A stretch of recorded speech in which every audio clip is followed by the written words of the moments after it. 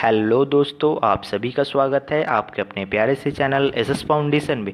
तो आज हम इस वीडियो में पढ़ने जा रहे हैं क्लास 10th बायोलॉजी का सेकंड चैप्टर जिसका नाम कंट्रोल एंड कोऑर्डिनेशन है। वो आज हम इस वीडियो में पढ़ेंगे। सो कंट्रोल एंड कोऑर्डिनेशन मीन्स होता क्या है? तो कंट्रोल एंड कोऑर्डिनेशन मीन्स होता है टू कंट्रोल एंड कोऑर्डिनेट। ठीक है, तो कंट्रोल एंड कोऑर्डिनेशन के एक एग्जाम्पल से आप इसको समझिए। तो कंट्रोल एंड कोऑर्डिनेशन का एक एग्जाम्पल है, मान लीजिए कि आप क्रिकेट खेल रहे हैं। ठीक है, तो आपके हाथ और आपके बल्ले के बीच में अच्छे ढंग से कंट्रोल एंड कोऑर्डिनेशन होना चाहिए। ठीक है, तभी आप जो बॉल है उसको हिट कर पाएंगे। ठीक है, तो इसी को हम लोग कहते हैं कंट्रोल एंड कोऑर्डिनेशन। ठीक है, तो चलिए इसको शुरू करते हैं। तो कोऑर्डिनेशन कोऑर्डिनेशन होता क्या है? तो चलिए इसको देखते हैं।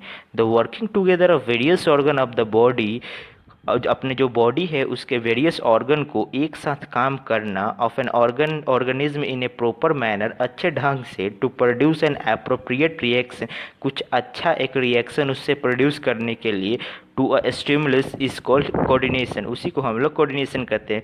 कोऑर्डिनेशन किसको कहेंगे? मतलब the working together of various organ of the body of a organism in a proper manner to produce the appropriate reaction to a stimulus is called the coordination. मतलब हमारे जो बॉडी का जो ऑर्गन है उसको इस तरह उसको हम लोग कंट्रोल करेंगे कि उससे हम लोग एक प्रॉपर मैनर में एक कोई रिएक्शन कर पाए, मतलब कोई एक एक्शन कर पाए, उसको हम लोग कहते हैं कोऑर्डिनेशन। ठीक है, तो चलिए अगला जो हमारा है स्टिमुलस, उसको हम लोग देखते हैं। स्टिमुलस क्या होता है? द चेंज इन इन्वायरमेंट, मतलब इन्वायरमेंट में जो चेंज होता है, to which an organism respond react is called stimulus. मतलब उससे जो ऑर्गेनिज्म क्या करता है, रिस्पॉन्ड करता है और रिएक्ट करता है, उसको हम लोग स्टिमुलस कहते हैं। फॉर एग्जाम्पल, अगर आपके दोस्त ने आपको एक थप्पड़ मार दिया तो क्या हुआ? इससे आपको एक स्टिमुलस, इसको हम लोग स्टिमुलस कहें क्योंकि आपको इससे एक रिएक्शन मिला। ठीक है, और उसके रिस्पॉन्स में आप उसको भी एक थप्पड़ लगाएंगे। ठीक है, दिस इज कॉल्ड स्टिमुलस। ठीक है, तो अगला जो हमारा टॉपिक है control and coordination in animal. So control and coordination in animals takes place by nervous system and endocrine system. ठीक है, जो कंट्रोल एंड कोऑर्डिनेशन जो एनिमल्स में होता है वो दो प्रकार से होता है। जो पहला है वो है नर्वस सिस्टम से और दूसरा जो है एंडोक्राइन सिस्टम। ठीक है, तो चलिए आगे देखते हैं। हमारा जो अगला टॉपिक है वो है नर्वस सिस्टम। तो चलिए इसको देखते हैं। तो नर्वस सिस्टम में पहले क्या होता है, जो स्टिमुलस होता है वो क्या करता है, रिसेप्टर ऑर्गन के पास अपना मैसेज भेजता है। उसके बाद जो सेंसरी नर्व होता है वो मैसेज क्या करता है, उसको फॉरवर्ड करता है ब्रेन और स्पाइनल कॉर्ड के पास। उसके बाद ये क्या होता है, जो मोटर नर्व होता है वो इफेक्टर नर्व के पास, जो जो ब्रेन और स्पाइनल कॉर्ड जो मैसेज भेजता है उसको ये इफेक्टर ऑर्गन के पास लाता है। उसके बाद जो इफेक्टर ऑर्गन होता है उसके बाद इससे रिस्पॉन्स होता है। फॉर एग्जाम्पल, अगर मान लीजिए कि आपको आपका एक दोस्त थप्पड़ मार दिया, ठीक है, तो जो स्टिमुलस है वो आपके रिसेप्टर ऑर्गन पे गया, वहाँ से जो सेंसरी नर्व है उसको आपके ब्रेन या स्पाइनल कोड, तो ये सडन रिएक्शन, तो स्पाइनल कोड क्या करेगा कि मोटर नर्व्स के थ्रू ये मैसेज भेजेगा आपके इफेक्टर ऑर्गन को कि हाँ आप भी उसको एक थप्पड़ मारो। तो रिस्पॉन्स में आप क्या कीजिएगा, उसको एक थप्पड़ मारेंगे। ठीक है, तो that is called the nervous system. ठीक है, तो जो अगला जो हमारा टॉपिक है वो एंडोक्राइन सिस्टम। तो चलिए इसको देखते हैं। जो स्टिमुलस होता है वो क्या करता है, एंडोक्राइन ऑर्गन के पास ये भेजता है। ठीक है, उसके बाद ये सेक्रेट करता है हार्मोन। ठीक है, तो ये हार्मोन जो सेक्रेट करता है वो डायरेक्ट ब्लड में करता है। ठीक है, उसके बाद ये जो ब्लड क्या करता है, जो टारगेट ऑर्गन है वहाँ पे वो ले जाता है। ठीक है, उसके बाद इसका ये रिस्पॉन्स हो जाता है। ठीक है, अगर मान लीजिए जो इंसुलिन होता है, जो डायबिटीज जब होता है तो ये इंसुलिन सेक्रेट होता है। ठीक है, तो ये हार्मोन जो सेक्रेट होता है ये क्या होता है, ये सबसे पहले ये ब्लड में जाकर सेक्रेट हो जाता है। उसके बाद ये ब्लड से जो टारगेट ऑर्गन होता है वहाँ पे ये जाकर अपना काम करता है। ठीक है, तो इसको हम लोग कहते हैं एंडोक्राइन सिस्टम। ठीक है, जो एंडोक्राइन और एक्सोक्राइन जो सिस्टम है इसके बारे में आगे आपको बताऊंगा। ठीक है, डिटेल में। तो अगला जो हमारा टॉपिक है पार्ट्स ऑफ नर्वस सिस्टम। तो हमारे नर्वस सिस्टम के कितने पार्ट होते हैं? तो हमारे नर्वस सिस्टम के जनरली 3 पार्ट होते हैं। जो पहला है वो है ब्रेन, दूसरा है जो स्पाइनल कॉर्ड और तीसरा जो है नर्व्स, जिसको हम लोग न्यूरॉन्स कहते हैं। ठीक है, तो चलिए एक एक करके इसको पढ़ते हैं। तो जो न्यूरॉन होता है उसको हम लोग structural and functional unit of nervous system कहते हैं। ठीक है, अगर आपसे कोई पूछे कि which is the structural and functional unit of nervous system, तो आप कहिएगा the neuron is the structural and functional system of nervous system. ठीक है, तो पार्ट्स ऑफ न्यूरॉन, तो न्यूरॉन के जनरली 3 पार्ट होते हैं। जो पहला होता है वो डेंड्राइट। तो डेंड्राइट क्या होता है, आपके जो एनसीईआरटी जो टेक्स्ट बुक है उसमें न्यूरॉन का फिगर दिया है, तो उसमें जो आप देखिएगा जो सबसे जो उसका जो हेड वाला जो पोर्शन है उसमें कुछ झाड़ी झाड़ी टाइप का होगा, ठीक है, उसको हम लोग कहते हैं डेंड्राइट, ठीक है। उसके बाद जो सेल बॉडी मतलब जो न्यूक्लियस के जो आसपास का जो रीजन होता है उसको हम लोग कहते हैं सेल बॉडी। जो एक्सन एक्सन जो होता है वहाँ से उससे एक पतला एक लाइनिंग टाइप का निकला रहता है, ठीक है। उसके बाद उसके एंड में जो एक झाड़ी टाइप का होता है और जो पतला जो उसका जो बॉडी होता है उसको हम लोग कहते हैं एक्सोन, ठीक है। हमारा जो अगला टॉपिक है साइनेप्स। तो साइनेप्स होता क्या है, तो स्पेस और junction between two adjacent nerves is called synapse.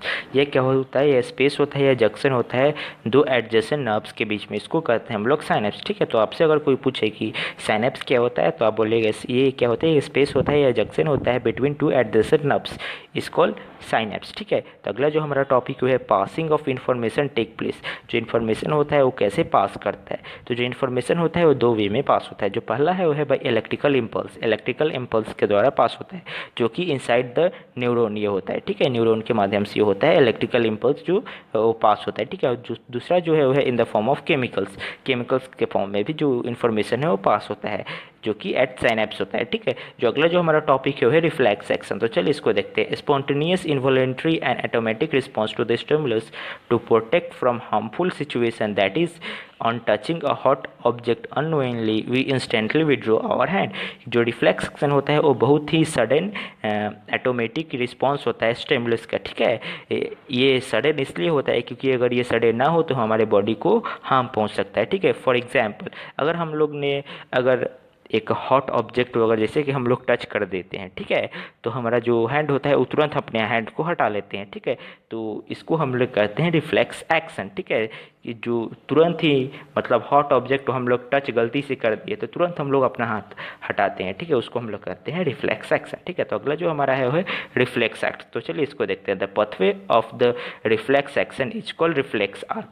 जो पथवे होता है रिफ्लेक्स एक्शन का उसको हम लोग कहते हैं रिफ्लेक्स आर्क। फॉर एग्जाम्पल जो स्टिमुलस होता है वो क्या करता है, जो रिसेप्टर ऑर्गन है वो उसको मैसेज करता है, जो रिसेप्टर ऑर्गन है वो सेंसरी नर्व को मैसेज करता है, उसके बाद जो सेंसरी नर्व है वो स्पाइनल कॉर्ड को मैसेज करता है, ठीक है। उसके बाद जो स्पाइनल कॉर्ड है वो क्या करता है, इफेक्टर ऑर्गन को मैसेज करता है, उसके बाद जो रिस्पॉन्स है वो आता है, ठीक है। जैसे कि मैंने इससे पहले भी एक एग्जाम्पल दिया था, मान लीजिए कि आपका दोस्त आपको एक थप्पड़ मारा था, ठीक है, तो ये स्टिमुलस क्या किया, रिसेप्टर ऑर्गन को ये मैसेज किया, ठीक है। तो फिर रिसेप्टर ऑर्गन सेंसरी नर्व को मैसेज करेगा, फिर सेंसरी नर्व स्पाइनल कॉर्ड को मैसेज करेगा, फिर स्पाइनल कॉर्ड इफेक्टरी ऑर्गन को मैसेज करेगा कि आप भी उसको एक थप्पड़ जोर से लगाइए, ठीक है। तो this is called reflex arc, ठीक है। तो जो रेफर फिगर 7.2, जो 7.2 है जो हमारे एनसीईआरटी टेक्स्ट बुक 117 में, वहाँ पे आप जो फिगर दिया है उसको आप अच्छे तरह से देख लीजिए क्योंकि वो एग्जाम पॉइंट ऑफ व्यू में बहुत ही इंपॉर्टेंट है, ठीक है। हमारा जो अगला टॉपिक है वो है नर्वस सिस्टम। तो नर्वस सिस्टम जो होता है वो दो प्रकार का होता है, ठीक है। जो पहला है वो है सेंट्रल नर्वस सिस्टम जिसको हम लोग सीएनएस कहते हैं, ठीक है, और दूसरा जो है वो पेरिफेरल नर्वस सिस्टम जिसको हम लोग पीएनएस कहते हैं, ठीक है। तो नर्वस सिस्टम का भी दो पार्ट होता है। जो पहला है वो है सेंट्रल नर्वस सिस्टम जिसको हम लोग सीएनएस कहते हैं, और जो दूसरा है वो है पेरिफेरल नर्वस सिस्टम जिसको हम लोग पीएनएस कहते हैं। जो सेंट्रल नर्वस सिस्टम है उसमें आएगा ब्रेन और स्पाइनल कॉर्ड, ठीक है, और जो पेरिफेरल नर्वस सिस्टम में आएगा क्या क्या, ऑटोनॉमिक नर्वस सिस्टम और वॉलेंटरी नर्वस सिस्टम, ठीक है। तो ये सब आएगा पेरिफेरल नर्वस सिस्टम में। तो सेंट्रल नर्वस सिस्टम जिसको हम लोग सीएनएस कहते हैं उसमें क्या क्या आएगा, ब्रेन और स्पाइनल कॉर्ड, और पेरिफेरल नर्वस सिस्टम जिसको हम लोग पीएनएस कहते हैं उसको उसमें क्या क्या आएगा, ऑटोनॉमिक नर्वस सिस्टम और वॉलेंटरी नर्वस सिस्टम, ठीक है। तो हमारा जो अगला टॉपिक है ब्रेन, जो कि बहुत ही इंपॉर्टेंट है इस चैप्टर का। ये जो टॉपिक है वो इस चैप्टर का बहुत ही इंपॉर्टेंट टॉपिक है। तो चलिए इसको देखते हैं। तो ये क्या होता है, ब्रेन क्या होता है, centre of coordination of all the activity. जो ब्रेन होता है ये क्या होता है, वो सेंटर होता है कोऑर्डिनेशन का, ऑल जितना भी एक्टिविटी होता है इसका कोऑर्डिनेशन का ये एक सेंटर होता है, ठीक है। जो भी हम एक्टिविटी करते हैं उसका जो कोऑर्डिनेशन होता है वो ब्रेन में ही होता है, ठीक है। और जो ये क्या होता है, थिंकिंग इज इवोक्ड, यहाँ से क्या करते हैं हम भी जो चीज़ हम लोग सोचते हैं वो हम लोग ब्रेन से ही सोचते हैं, ठीक है। अगर मान लीजिए अगर आप अपने दोस्त को एक थप्पड़ मारने का सोच रहे हैं, ठीक है, तो ये आप कहाँ पे सोच रहे हैं, अपने ब्रेन में सोच रहे हैं, ठीक है। और कॉम्प्लेक्स प्रोसेस, अगर मान लीजिए आप मैथ का कोई कॉम्प्लेक्स प्रॉब्लम आप सॉल्व कर रहे हैं तो ये जो कॉम्प्लेक्स जो प्रोसेस होता है कहाँ पे होता है, ब्रेन में होता है। जो भी हम चीज़ सोचते हैं या कुछ हम लोग सॉल्व करते हैं ये सब कहाँ पे, ये सब किस से हम लोग करते हैं, ये सब हम लोग ब्रेन से करते हैं, ठीक है। अगर मान लीजिए कि आप कोई ट्रिगो का एक हार्ड क्वेश्चन कर रहे हैं, ठीक है, तो उसका जो कॉम्प्लेक्स जो प्रोसेस होता है, जो थिंकिंग होता है वो आप कहाँ से कर रहे हैं, आप ब्रेन से कर रहे हैं, ठीक है। हमारा जो अगला टॉपिक है पार्ट्स ऑफ ब्रेन। तो चलिए इसको देखते हैं। अगर आपको ब्रेन का फिगर अगर आपको देखना होगा तो आपकी जो एनसीईआरटी जो टेक्स्ट बुक है पेज नंबर 180 वहाँ पे आप जाकर ब्रेन का फिगर देख सकते हैं। ठीक है, तो इस वीडियो को आप यहाँ पे पॉज कीजिए। अब जाकर सबसे पहले ब्रेन का फिगर देखिए। ठीक है, तो पार्ट्स ऑफ ब्रेन, तो पार्ट्स ऑफ ब्रेन, ब्रेन के 3 पार्ट होते हैं। जो पहला है फोर ब्रेन, दूसरा जो है मिड ब्रेन और तीसरा जो है हिंड ब्रेन। ठीक है, तो आपसे अगर कोई पूछे कि ब्रेन के कितने पार्ट होते हैं तो आप कहिएगा फोर ब्रेन, मिड ब्रेन और हिंड ब्रेन। अगर एग्जाम में भी क्वेश्चन है कि ब्रेन का कितना पार्ट होता है तो आप कहेंगे, लिखेंगे कि ब्रेन का 3 पार्ट होते हैं। पहला जो है फोर ब्रेन, दूसरा जो है मिड ब्रेन और तीसरा जो है हिंड ब्रेन। ठीक है, तो फोर ब्रेन में क्या क्या आता है? जो फोर ब्रेन में आता है वो है सेरिब्रम, थैलेमस, हाइपोथैलेमस। ठीक है, तो फोर ब्रेन में 3 चीज आता है, cerebrum, thalamus and hypothalamus. Mid brain में यहाँ पे कुछ नहीं आता है। ठीक है, और हिंड ब्रेन में क्या आता है? सेरिबेलम आता है, ठीक है, पॉन्स आता है, मेडोला ओब्लांगेटा आता है। ठीक है, ये सब आता है हिंड ब्रेन में। ठीक है, तो ब्रेन के कितने पार्ट होते हैं? ब्रेन के 3 पार्ट होते हैं, fore brain, mid brain, hind brain. Fore brain में क्या क्या आता है? फोर ब्रेन में भी तीन तीन चीज आता है, मिड ब्रेन में कुछ नहीं आता है, हिंड ब्रेन में तीन चीज आता है। ठीक है, तो आप इसको अपने कॉपी में नोट कर लीजिए। ठीक है, क्योंकि ये बहुत ही इंपॉर्टेंट है। ठीक है।